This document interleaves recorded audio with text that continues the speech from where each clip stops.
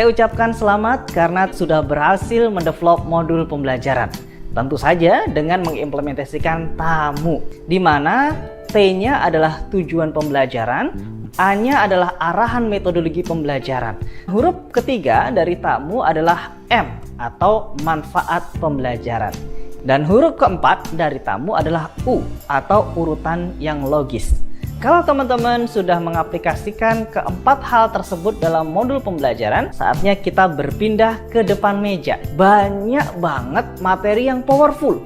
Namun karena tidak disampaikan dengan powerful, maka yang terjadi informasi tadi itu kesannya menjadi tidak penting. Contohnya apa? Kita percaya yang namanya perubahan iklim itu dampaknya luas. Namun apa yang terjadi? Kenapa masih ada beberapa orang yang mereka tidak peduli dengan perubahan iklim? Salah satu penyebabnya bisa jadi disebabkan oleh orang yang mempresentasikan perubahan iklim tersebut. Barangkali teman-teman bertemu dengan presenter yang dia adalah seorang profesor yang sangat jago tentang perubahan iklim. Saat profesor tadi itu menyampaikan presentasinya, kesannya membosankan sekali. Wajahnya turun, kemudian dia mempresentasikan begini adalah dampak jika terjadi perubahan iklim. Yang pertama adalah pemanasan global akan terjadi. Tentunya walaupun informasi ini penting, namun saat menyampaikannya tidak powerful, maka yang terjadi informasi penting tadi itu menjadi hal yang sia-sia. Begitu juga dengan modul pembelajaran Anda.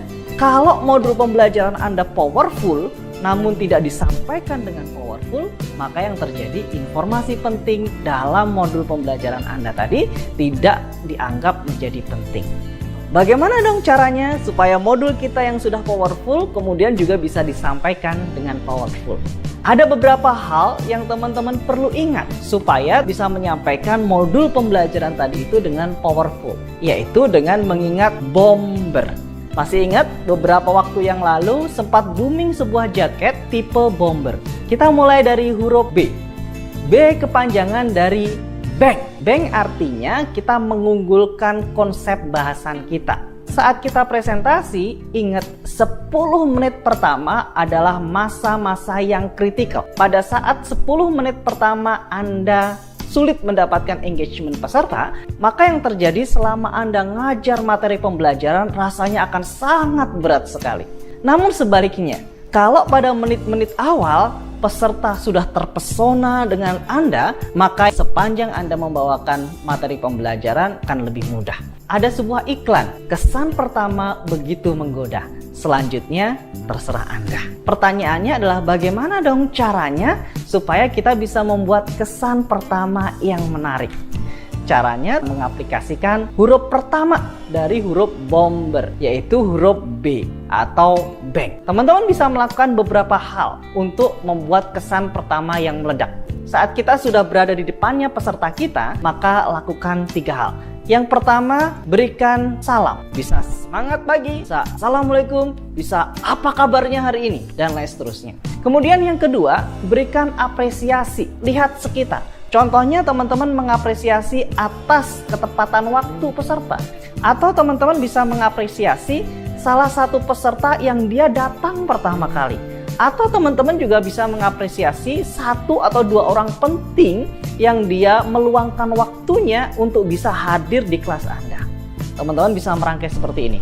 Semangat pagi, apa kabarnya hari ini? Saya senang sekali bisa hadir bersama teman-teman. Yuk kita kasih apresiasi meriah kepada Kang Maman, karena beliau adalah peserta yang pertama kali hadir. Yeay. Dan kemudian meletakkan bank. Ada 5 jenis bank yang teman-teman bisa manfaatkan. Bank yang pertama adalah dengan menggunakan pertanyaan. Masih ingat pertanyaan yang saya gunakan untuk memulai sesi kita kali ini?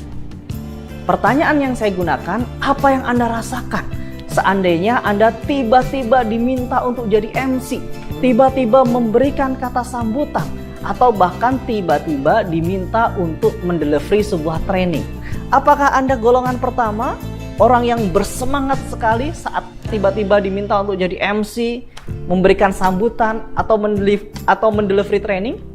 Atau Anda termasuk golongan kedua, golongan yang tiba-tiba jantungnya berdetak kencang, golongan yang tiba-tiba keringat dingin keluar dari seluruh badan, golongan yang tiba-tiba kepalanya pusing, dan golongan yang tiba-tiba ototnya tegang. Dan apa yang terjadi saat saya melontarkan pertanyaan ini? Tentunya otak Anda langsung bekerja. Dan tentunya karena pertanyaan tadi itu dekat dengan Anda, maka kemudian Anda ngerasa, oh bener juga ya pertanyaan ini. Saat Anda menggunakan bank berupa pertanyaan, pastikan Anda tidak menggunakan model pertanyaan yang sifatnya teknis. Apa itu model pertanyaan teknis? Model pertanyaan yang sifatnya Anda bertanya kepada peserta tentang materi hari ini. Ingat, segala sesuatu itu butuh role play.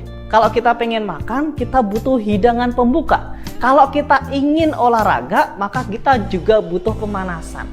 Rasakan, seandainya teman-teman masuk ke dalam ruang kelas, Anda jadi peserta, dan di awal-awal trainer Anda sudah tanya, apa definisi dari walking at height? Maka apa yang terjadi? Kita langsung pusing, teman-teman. Begitu juga dengan training yang kita lakukan. Pastikan pertanyaan yang kita gunakan sifatnya adalah pertanyaan yang umum namun mengandung refleksi. Contoh pertanyaannya seperti yang saya gunakan untuk membuka kelas ini. Contoh lainnya, saat Anda ingin membuka kelas tentang safety, maka jangan lupa ucapkan greeting, appreciation, kemudian bank. Maka teman-teman bisa merangkai dengan semangat pagi. Apa kabarnya hari ini? Semoga teman-teman selalu dalam keberkahan. Terima kasih Bapak Ibu semuanya yang sudah hadir, utamanya kepada Bapak Zakaria Al-Ansori. Walaupun beliau sangat sibuk, namun beliau meluangkan waktu bisa datang dan belajar bersama kita hari ini. Boleh tepuk tangan yang meriah untuk Bapak Zakaria Al-Ansori? Yeay! Terima kasih teman-teman karena teman-teman sudah hadir pada kesempatan kita kali ini, di mana kita akan belajar bersama-sama tentang mesin guarding. Teman-teman, izinkan saya memulai kelas ini dengan sebuah pertanyaan. Kita tahu yang namanya bekerja dengan mesin berputar, salah satu potensi bahaya terbesarnya adalah terpotong. Bisa jadi jari terpotong, sebagian tangan terpotong, ataupun keseluruhan tangan terpotong. Atau bahkan yang lebih fatal lagi adalah kematian.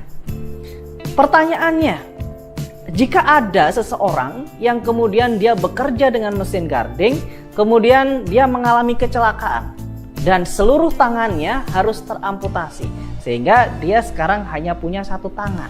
Akibatnya tentunya beruntun. Bisa jadi dia kemudian sulit untuk makan. Bisa jadi kemudian dia di PHK dari pekerjaannya. Bisa jadi kemudian ekonomi keluarganya kemudian berantakan. Mana yang Anda pilih seandainya Anda berada di posisi orang tersebut? Yang dia kecelakaan kemudian tangannya dia terpotong habis dan ekonomi keluarganya berantakan? Atau meninggal namun Anda dapat santunan? Mana yang Anda pilih? Tentunya kita tidak ingin memilih dua-duanya. Dan di kesempatan inilah kita ingin belajar bersama-sama supaya kita bisa menghindari dua hal tersebut. Jangan sampai kita mengalami insiden hingga sampai salah satu bagian tubuh kita harus diamputasi atau bahkan kita meninggal dunia. Tentunya tidak ada orang yang mau seperti itu. Teman-teman valid hadir dalam ruangan ini karena kita akan belajar bersama-sama bagaimana caranya supaya kita bisa terhindar dari dua hal tersebut. So teman-teman, bagaimana perasaan Anda? Seandainya Anda jadi peserta training, kemudian trainernya membuka presentasinya dengan seperti tadi. Tentunya Anda akan sangat tertarik sekali untuk mengikuti training ini dari awal sampai akhir. Bukankah begitu? Selain pertanyaan, Anda juga bisa menggunakan kutipan untuk memulai training Anda. Ada beberapa hal yang perlu Anda perhatikan. Yang pertama, pastikan Anda tidak menggunakan kutipan atau quote yang biasa-biasa saja. Yang kedua, tentunya cari dan pilih kutipan yang kuat.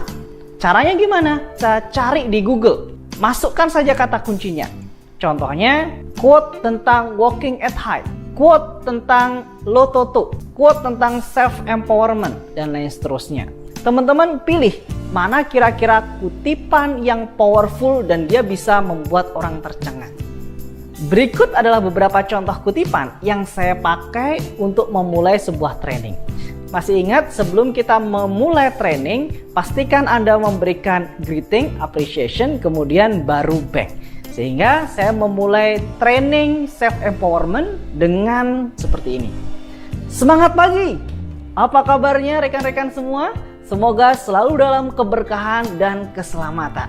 Terima kasih yang sudah join pada kesempatan hari ini. Walaupun teman-teman sibuk di luar sana, namun teman-teman masih mengempower diri untuk belajar. Maka izinkan saya mengapresiasi dengan tepuk tangan yang meriah untuk Bapak Ibu semuanya. Yeay! Bapak Ibu, izinkan saya memulai kelas ini dengan sebuah quote. Quote ini saya ambil dari Tung Desung Waringin. Suatu ketika dia pernah berkata seperti ini. Orang-orang bermental miskin, mereka merasa dirinya sudah tahu. Dan orang-orang yang bermental kaya, mereka berkomitmen untuk bertumbuh. Dan izinkan saya sekali lagi mengapresiasi Bapak Ibu yang hadir di sini, karena Bapak Ibu merupakan orang-orang yang berkomitmen untuk bertumbuh. Sehingga Bapak Ibu adalah calon-calon orang kaya yang menginvestasikan diri untuk bertumbuh dengan cara belajar bersama-sama. Kalau Anda menjadi peserta kelas saya, kemudian saya membuka training self-empowerment dengan perkataan seperti itu, maka apa yang Anda rasakan? Tentunya Anda akan merasa tertarik. Hal ketiga yang Bapak Ibu bisa gunakan untuk membuat bank pada saat Anda membuka training adalah dengan statistik. Pastikan Anda tidak menggunakan data yang terlalu banyak. Jangan menampilkan seluruh data. Pilih satu data yang mencolok dan membuat orang shock. Contohnya saja, saat Anda ingin mendelivery sebuah training dan trainingnya adalah walking at height, maka selalu ingat, buka training Anda dengan memberikan greeting, appreciation, kemudian bank. Maka Bapak Ibu bisa menggunakan semangat pagi. Apa kabarnya hari ini? Semoga Bapak Ibu selalu dalam kesehatan dan keberkahan Tuhan Yang Maha Esa. Amin. Allahumma amin. Selamat datang Bapak Ibu, dan izinkan saya mengapresiasi dari hati yang paling dalam karena Bapak Ibu mau meluangkan waktu untuk belajar bersama-sama tentang walking at height. Sebelum kita memulai training ini, izinkan saya menyampaikan sebuah data yang membuat saya shock. Dan apakah data itu? Tahukah Bapak Ibu, saat kita jatuh dari ketinggian 1,5 meter, maka kita hanya punya kesempatan 0,5 detik saja untuk selamat. Tentunya waktu yang sangat cepat sekali. Padahal otak kita setidaknya membutuhkan waktu 4 detik untuk merespon. Artinya saat kita jatuh pada ketinggian 1,5 meter, maka kita tidak punya kesempatan untuk memegang sesuatu supaya kita tidak terjatuh. Dan itulah kenapa Bapak Ibu, karena kita sangat sering bekerja di ketinggian, maka training ini menjadi relevan bagi Bapak Ibu. Saya tidak ingin Bapak Ibu terjatuh pada ketinggian 1,5 meter, 6 meter, dan lain seterusnya, dan Bapak Ibu mengalami hal yang tidak mengenakan sepanjang hidupnya. Bagaimana perasaan Anda? Seandainya Anda adalah peserta training walking at height dan trainer Anda memulai kelas itu dengan shocking data seperti itu. Tentunya Anda kemudian tertarik untuk mengikuti training ini. Ada cara lain yang Bapak Ibu bisa gunakan untuk membuat bank, yaitu dengan membuat anekdot. Kita tahu beberapa orang mereka punya bawaan lahir yang lucu sekali. Orangnya menggemaskan, kalau berkata-kata sudah lucu. Kalau Anda termasuk orang-orang yang seperti ini, Anda bisa memanfaatkan kelucuan Anda untuk memulai training Anda. Saat Anda pengen mengaplikasikan anekdot untuk memulai training Anda, maka pastikan jangan gunakan humor-humor yang mengandung sara. Cari humor yang relevan dengan materi Anda dan pastikan tidak mengandung sara. Bagaimana contohnya? Saat saya mendelivery training coaching, maka saya membuka training coaching itu dengan sebuah anekdot. Seperti biasa, saya membuka dengan greeting, appreciation, kemudian saya lanjutkan dengan bank. Dan saat ini saya akan menggunakan bank berupa anekdot. Saya lewatin greeting dan appreciation-nya, kita langsung pada anekdot. Bapak Ibu, kita sama-sama tahu bahwasanya prestasi timnas sepak bola kita saat ini belum membaik. Dan bahkan di beberapa kesempatan prestasi timnas kita cenderung turun. Dari analisa saya, ada 2 penyebab besar kenapa timnas kita nggak menang-menang. Salah satu penyebabnya karena timnas kita tidak punya coach atau pelatih yang mumpuni. Dan penyebab kedua berasal dari seragamnya. Jersey timnas kita ada gambar logo Garudanya di sebelah kiri. Dan itu salah. Itu fatal sekali. Kenapa? Seharusnya gambar di sebelah kiri dan sebelah kanan itu foto presiden dan foto wakil presiden. Foto Garuda itu harusnya ada di tengah atas. Kalau tidak percaya, silahkan main ke sekolahan. Di situ teman-teman akan melihat di setiap ruang kelas ada foto presiden sama wakil presiden dan logo Garuda ada di sebelah tengah atas. Dan apa yang terjadi? Biasanya kalau saya sampaikan jokes ini, peserta akan tertawa dengan hebohnya. Kalau peserta sudah tertawa dengan kita, maka Anda sudah mendapatkan hatinya. Dan saat itu kesan pertama Anda begitu sempurna. Selanjutnya, Anda akan bisa membawakan materi Anda dengan lancar dan aman. Hal berikutnya yang bisa Anda lakukan untuk menciptakan bank adalah dengan menggunakan success story atau bad story. Anda bisa memulai training Anda dengan membuat sebuah kisah, di mana kita tahu semua orang suka cerita dan kita akan memanfaatkan unsur itu. Namun ingat, saat Anda memilih cerita, maka pastikan cerita tadi atau story tadi itu relevan. Jangan pilih story yang tidak relevan. Kekuatan dari sebuah cerita selain ceritanya sendiri adalah intonasi yang Anda gunakan. Sehingga Anda butuh memastikan Anda menggunakan intonasi yang tepat. Dan Anda bisa menambahkan media seperti foto ataupun video untuk memperjelas cerita Anda. Contohnya saat Anda ingin memulai training lifting dan rigging, maka Anda tentu saja perlu memberikan greeting, appreciation, kemudian bank dengan sukses atau bad story. Dan saya akan menggunakan bad story. Beberapa waktu yang lalu terjadi insiden saat terjadi pengangkatan. Pada saat itu mekanik ingin mengganti mesin yang rusak. Mekanik tersebut kemudian mengikatkan webbing sling pada mesin tadi. Kejadian tidak diharapkan terjadi. Pada saat mekanik tadi mengangkat mesin tadi itu, pak! Webbing slingnya putus dan mesinnya jatuh. Seluruh tim pada saat pengerjaan itu mereka ketakutan. Karena yang namanya property damage tentunya efeknya akan sangat besar bagi mereka. Bisa jadi mereka akan mendapatkan surat peringatan. Namun beruntungnya mereka punya leaders yang bagus. Leader itu kemudian menenangkan seluruh anggota timnya. Jangan khawatir, kita sudah melakukan seluruh prosedur lifting dengan aman. Kita sudah melakukan inspeksi terhadap alatnya. Kita sudah mendapatkan izin bekerja dengan lifting. Dan kita sudah memastikan seluruh kondisinya aman. Seluruh tim pun akhirnya merasa tenang. Investigasi pun terjadi. Dan memang ada 2% unsur yang kita tidak bisa kontrol yang menyebabkan kejadian tadi terjadi. Bapak Ibu, apa yang terjadi? Seandainya Bapak Ibu ada dalam situasi tersebut dan Bapak Ibu tidak melakukan proses pengangkatan dengan proper, tentunya Anda akan merasa cemas. Karena bisa jadi karir Anda terancam gara-gara peristiwa tadi. Dari kejadian tadi Bapak Ibu, ada 2 hal yang bisa kita pelajari. Yang pertama, memang kadangkala yang namanya prosedur bisa jadi membuat pekerjaan kita agak lama di depan. Namun karena prosedur itulah kemudian kita bisa bekerja dengan nyaman. Yang kedua, walaupun kita sudah menerapkan seluruh prosedur, bisa jadi yang namanya insiden itu bisa tetap terjadi. Yuk kita tetap berhati-hati saat kita bekerja di kondisi apapun. Bapak Ibu, bagaimana perasaan Anda? Seandainya Anda adalah peserta dan saya memulai training ini dengan cerita tadi.